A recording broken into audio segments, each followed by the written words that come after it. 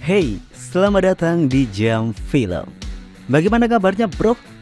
Kembali bersama saya yang akan kembali mengulas film-film yang serat akan kekerasan.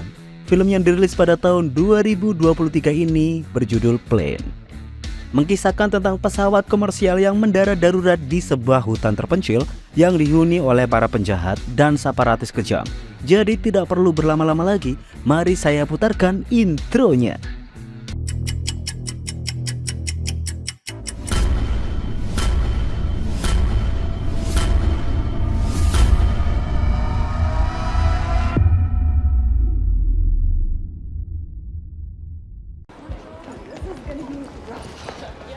Langsung saja, cerita ini diawali di sebuah bandara Singapura dan kita diperkenalkan dengan seorang pilot bernama Brodie Torrance yang akan melakukan penerbangan menuju Amerika, dan di penerbangannya kali itu ditemani oleh kopilot asal dari Hong Kong yang bernama Samuel Daly.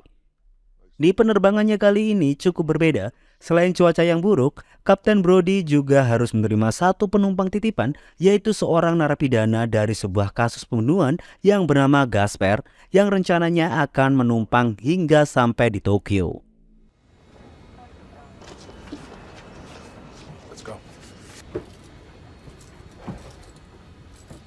Tidak menjadi masalah karena ada satu petugas yang akan menjaganya, sehingga Kapten Brodie siap untuk menerbangkan pesawatnya dan membawa penumpang sebanyak 14 orang tersebut. Cross checks. 90 V1. Rotate.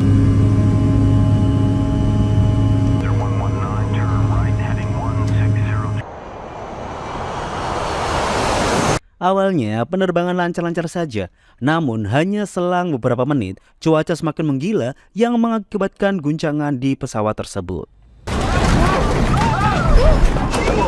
Alih-alih si kapten keluar dan ingin menenangkan para penumpang, namun pesawat mengalami guncangan yang lebih parah.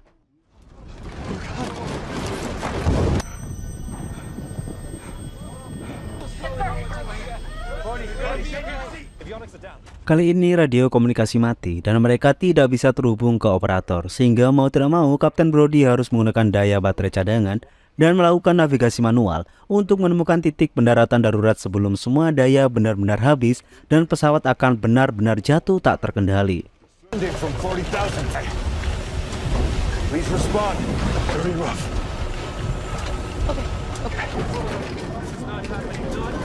and gentlemen.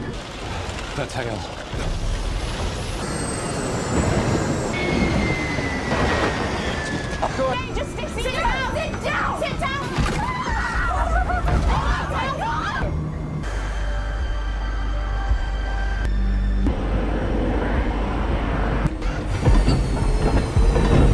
Letting it. Full thrust. Hey, I'm moving.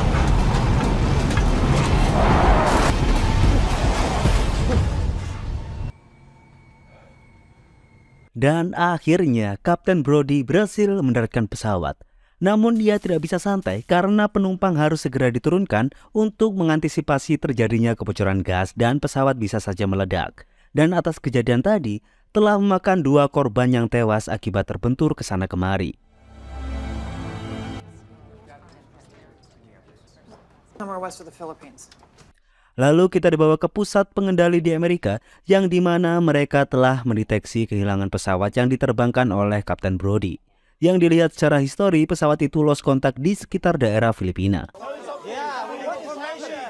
Kembali ke tempat Kapten Brodie berada, di sana ia berusaha menenangkan para penumpang agar suasana tetap bisa tenang dan kondusif.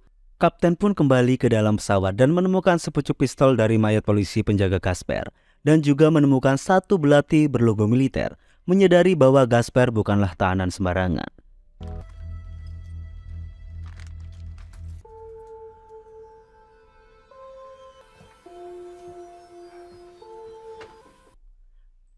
Kapten pun kembali melakukan perhitungan dan sadar bahwa titik mereka kali ini berada di tengah hutan dan memiliki radius pencarian lebih dari 1000 mil persegi. Jika tim pencarian menyusuri hutan tanpa komunikasi, hanya bisa membutuhkan keajaiban untuk bisa menemukan mereka. Ditambah lagi, jika Daly tidak salah, titik jatuh mereka ini berada di kawasan hutan Jolo. di mana kawasan ini dikuasai oleh perampok dan kelompok separatis yang kejam dan sangat berbahaya, dan tidak ada satupun pihak keamanan yang berani mendekati tempat ini. Dengan begitu, Kapten memiliki keputusan untuk merahasiakan hal ini kepada para penumpangnya, dan ia akan pergi untuk mencari alat komunikasi radio agar kejadian buruk tidak terjadi di saat situasi seperti ini. Ditambah, waktu masih terbang, Kapten melihat ada sebuah kantor fasilitas yang ada di dalam hutan, dan semoga ada alat komunikasi di sana. Dan Kapten Brody pun lebih memilih untuk Gasper yang menemaninya masuk ke dalam hutan.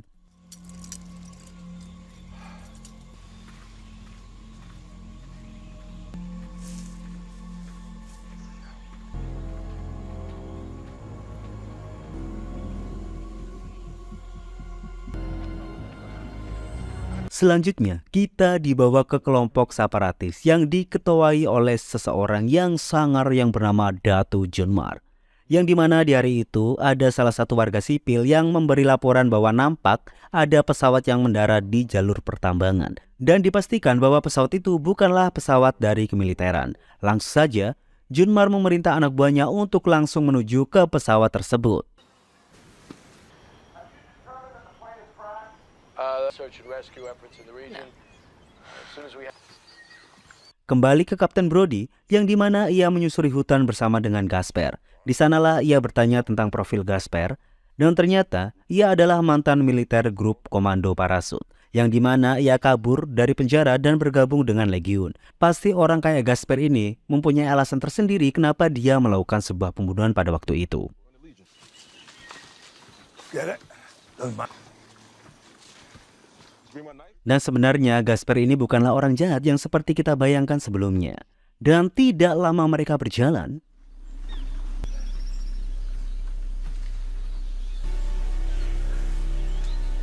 tiba-tiba Gasper hilang entah kemana. Kapten Brody pun lebih memilih untuk membiarkan dan lanjut mencari alat komunikasi karena itu hal yang paling penting.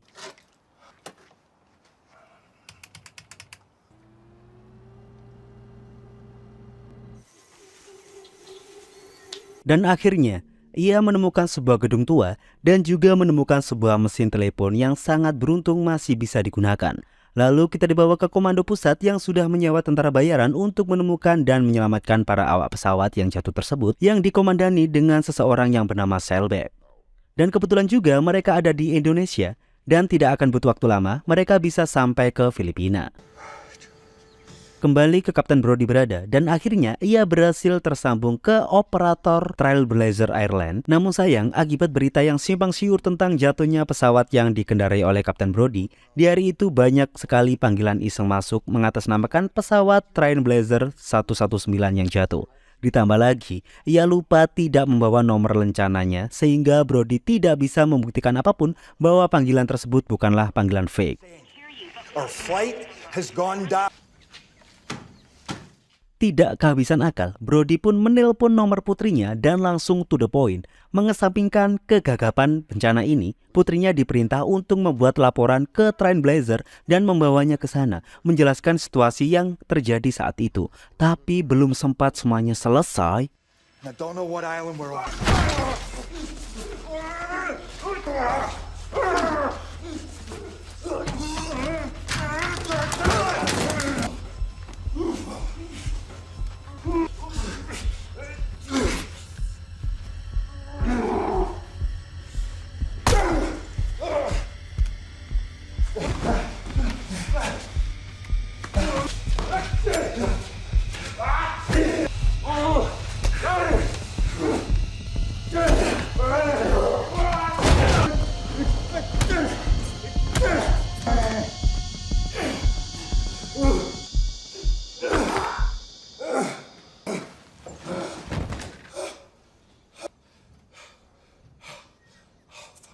Dan dikarenakan Brody ini juga berstatus ketua ranting pencak silat ya, ia pun berhasil mengalahkan orang tersebut. Dan ternyata Gasper sudah ada di sana. Dan ia memang benar-benar kooperatif dan mau bekerja sama dengan Kapten Brody. Nampak di sana Gasper juga berhasil melumpuhkan musuh-musuh yang ada di depan. Dan setelah itu akhirnya mereka menemukan sebuah kamera di gedung tersebut. Dan ternyata Di isi kamera tersebut, ada sisa video yang bisa diputar dan menunjukkan bahwa para kelompok separatis penguasa wilayah ini memang suka menculik turis-turis asing dan meminta tebusan ke negara turis tersebut. Dan jika tidak, maka turis itu akan dibunuh oleh kelompok tersebut. Menyadari bahwa ini sangat berbahaya, langsung saja Kapten Brody dan Gasper kembali ke tempat para penumpangnya. Dan kita dibawa kembali ke tempat para penumpang. Di sana mereka tiba-tiba merasa senang mendengar ada rombongan mobil yang mereka kira adalah tim penyelamat. Tapi itu adalah kelompok Junmar yang datang dengan segala kebengisannya. Stop the truck. Di sana kelompok Junmar mencari tahu siapa kapten dari pesawat itu. Yang kita tahu bahwa Brody tidak ada di sana. Sehingga ada salah satu penumpang yang sangat ketakutan dan lari. Kelompok Junmar tidak segan-segan untuk membunuh penumpang itu. Dan tidak tanggung-tanggung, Junmar juga memenggal kepala salah satu penumpang yang berisik di sana. Setelah itu, para sandera diangkut untuk menuju ke markas. Lalu Junmar memerintah 2 anak buahnya untuk membawa barang-barang berharga dari para penumpang. Dengan begitu, Brody dan Gasper memiliki kesempatan dan langsung menyerang 2 penjahat tersebut. Don't fucking move. Yes. Little. Empty your pockets. Di sana, Brody meminta segala hal informasi yang akan dilakukan oleh para penjahat tersebut guna untuk memudahkannya dalam aksi penyelamatan yang akan ia lakukan. Dan sebelum menyusul para penumpangnya, ia meninggalkan pesan ke ruang kemudi tentang situasi yang terjadi, alih-alih jika ada tim penyelamat yang bisa mencapai mereka.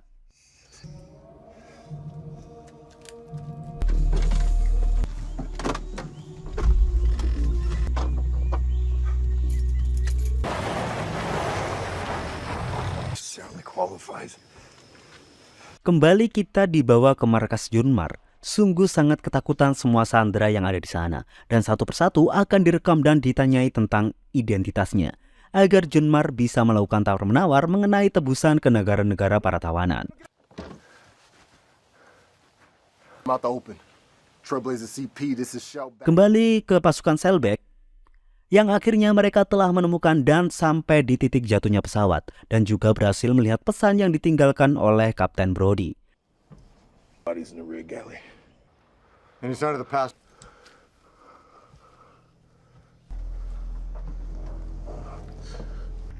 Trailblazer CP, you're seeing this right? Dan akhirnya, Brody dan Gasper telah berhasil menyusup ke markas Junmar. Dan hanya modal nekat dan rasa tanggung jawab, Brody siap untuk melakukan hal apapun untuk menyelamatkan Sandra.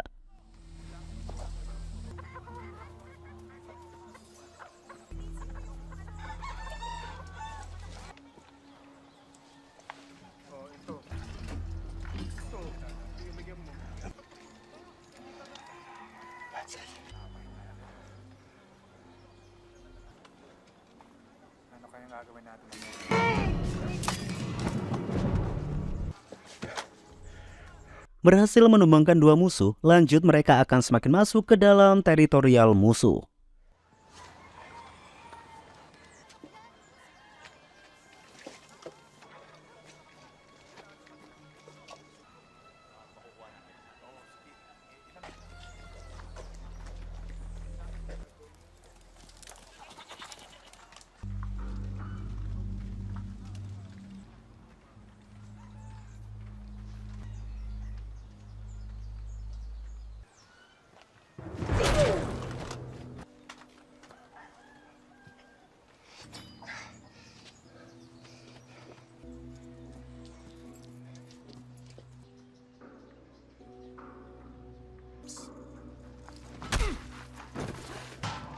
Para penumpang pun berhasil dilepaskan, namun sayang di ujung jalan keluar banyak sekali pasukan Junmar yang berjaga. Dan jika kalau dipaksa keluar, maka resikonya terlalu tinggi. Maka dari itu, Kapten Brody pun akan berkorban, di mana ia akan menyerahkan diri kepada Junmar untuk mengalihkan perhatian sehingga para rombongan bisa langsung tancap gas dan pergi dari sana. Hoy! Sino ka? Ano ka? Lakad ba? Captain Torrance. Di sana Brody yakin bahwa langkahnya ini benar. Dia mengira dengan dia sebagai seorang kapten, maka akan terlalu berharga jika Junmar membunuhnya. Namun semua itu salah, justru Junmar akan membunuh Brody guna memberi contoh kepada tawanan yang lain bahwa mereka tidak main-main. Dan todongan pistol mengarah tepat ke kepala sang kapten. Tapi pasukan Selbek tiba dan langsung menghancurkan semua barisan pasukan Junmar hingga kucar-kacir. Okay, we got the package intact. Eastern Road main house. Moving! Everybody okay? Dengan begitu, para sandera mendapat akses dengan lega, bisa langsung menancap gas untuk kembali ke titik pesawat mendarat. Namun, sebagaimana Junmar adalah kelompok perampok yang menjunjung tinggi asas kejahatannya, ia pun tidak akan melepaskan para sandera begitu saja. Dalam pedomannya selalu berkata, siapapun yang ada di tanahnya adalah miliknya. Back 6. Let's wait a sec. Copy, 6. What's your step? Sampailah rombongan penumpang di pesawat. Di sana Brody dan Deli telah berhasil mengaktifkan kembali daya pesawat dan berencana untuk terbang lagi dan mendarat di titik aman sebelah pulau ini. Hanya bermodalkan keyakinan dan keinginannya untuk pulang dan bertemu dengan keluarganya, Brody dan Deli akan berjuang hingga titik darah penghabisan. How long have I got? 2 minutes tops. Shellback said it can be done. He's the man on the ground. Short of proper inspector, all they've been through. Imagine the fallout if I allow Torrance. Hey, come on. Run.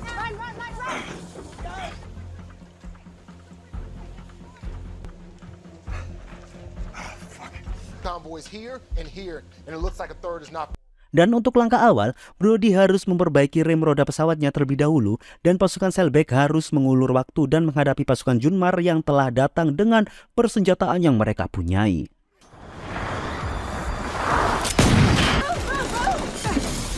Time to go, Captain.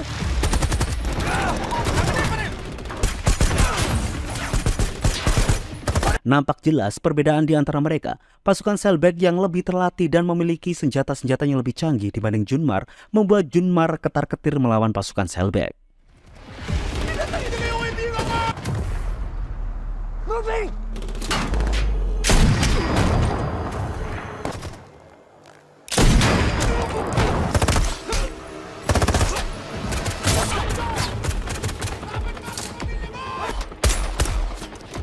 Go back! Test out the engines. You have 2 minutes. I'll leave the stairs. Di sana, Gaspar juga sangat patriotik.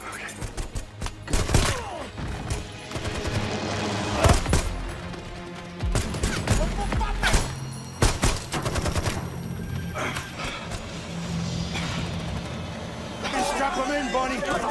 Everybody stay down. I'm open, all of them, okay? So they're balanced. They look good. Okay, APU working? Start them up. Starting? Yeah, okay.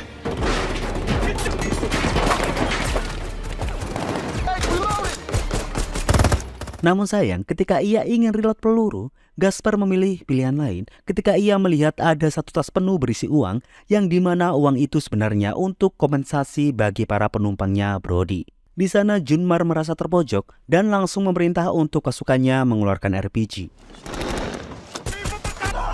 I need you with me, Deli. Keep your focus in here.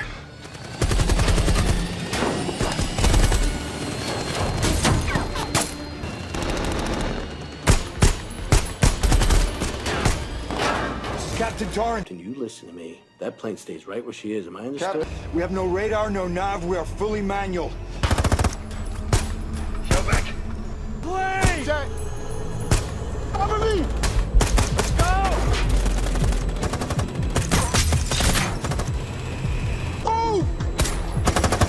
Dan ketika pesawat sudah bergerak, di sanalah Gaspar memutuskan pilihannya. Let's go! Let's go! Can't wait any. Watch it up! Put the gas in! Into the bunker!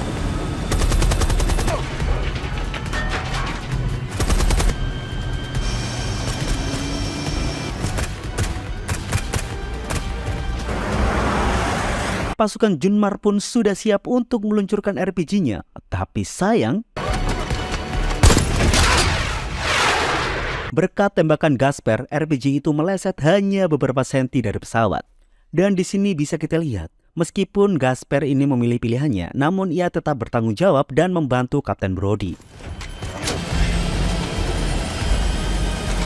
Di sana Junmar pun semakin naik pitam sehingga ia tidak menyerah dan ia sendiri yang akan menembakkan RPG tersebut. Tapi kali ini sebuah kejahatan tidak didukung oleh semesta alam.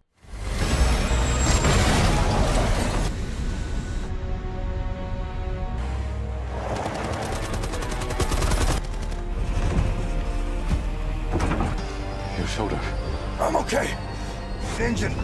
Shut it down. No! We need all the...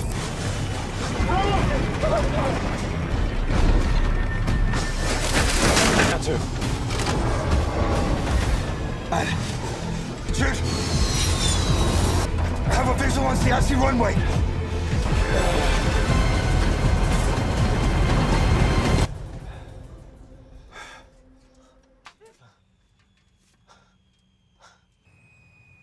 Dan akhirnya pesawat pun berhasil mendarat dengan sempurna. Semua seisi pesawat bersorak dan mengucapkan rasa syukur yang terdalam. Lalu yang di ruang pusat juga pun memberikan standing applause untuk perjuangan Brody dan kawan-kawan. Tim evakuasi datang dan semua mendapatkan pertolongan. Sehingga Kapten Brody Torrance kini benar-benar bisa bernafas lega dan bisa kembali memeluk putrinya di rumah. Dan film pun tamat.